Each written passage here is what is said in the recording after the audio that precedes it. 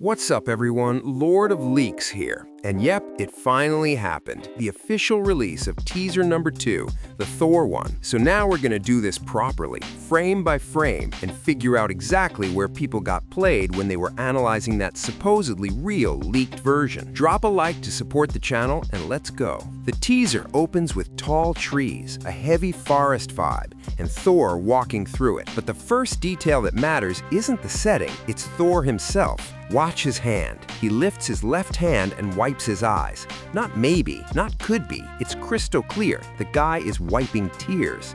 He's not just tense, he's emotionally wrecked. Then we cut to Love. That's Thor's adopted daughter, but canon-wise, she's Gorr's kid, brought back through Eternity's wish at the end of Thor, Love and Thunder. And here's the thing, she doesn't look fine. The vibe is she's weak, like she's sick or fading, and Thor is there trying to keep her together, emotionally and maybe literally.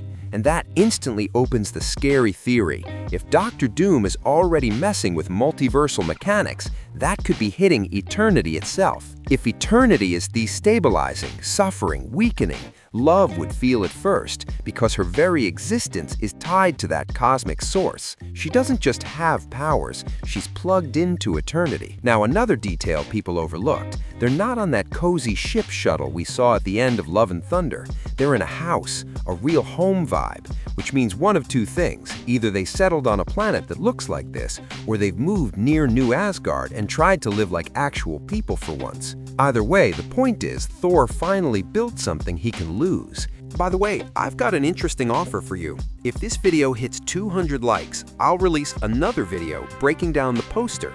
In case you didn't know, they released an official poster, that green stained glass window with different lines woven through it. I suspect those are the multiverse lines, and it's all inside the Avengers logo, the A and the circle. But around the circle there are runes.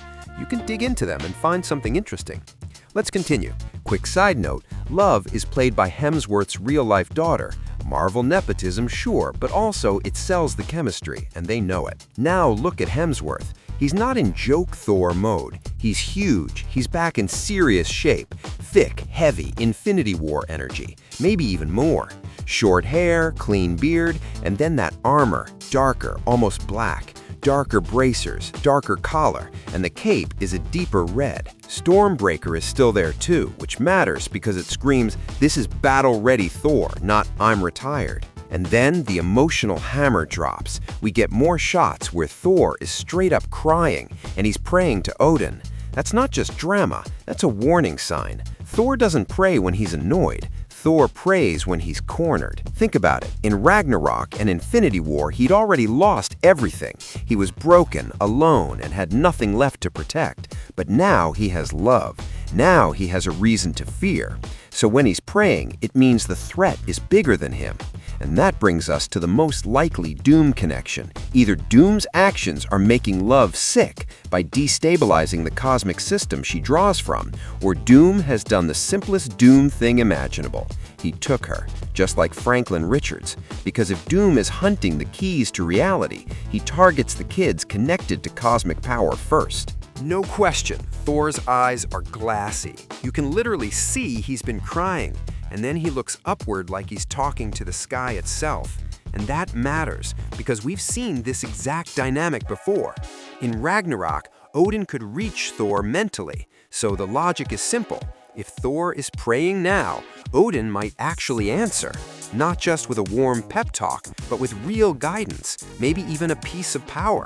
Valhalla isn't the end in Marvel terms. If Odin is still there, some fragment of that authority has to remain.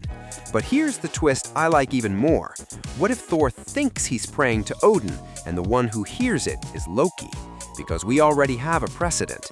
Season 2 of Loki literally showed that whispers can travel through the branches of reality.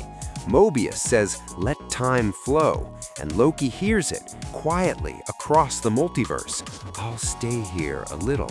Let time pass. Time passes. Time passes. Now imagine the payoff. Thor is at his lowest point. He doesn't know what to do. He starts praying, and instead of a thunder response, a green portal opens, and Loki steps out. That would be insane. Not just fan service, it's myth-level storytelling. Then we hit the usual end card. Thor will return in Avengers Doomsday, and right after it, the timer. And yes, it glitches again right before flipping into the countdown. But there's a detail people keep missing. The last chunk stays as 020, and the first part still lines up with the December phrasing, which screams that Marvel is hiding a code in plain sight. The problem is, nobody can fully decode 0, 2020 yet. So if you've got a theory, drop it in the comments, because at this point, someone out there has to have cracked it. The timer itself updates again. 11 months, 17 days, 14 hours, 59 minutes, 57 seconds. And the fact they tweak it in every teaser is genuinely smart. It keeps the pressure rising, like a doomsday clock that's actually ticking towards something inevitable. And quick reminder, if you want the full teaser breakdown, you know the deal. 200 likes and I'm dropping it on the channel ASAP.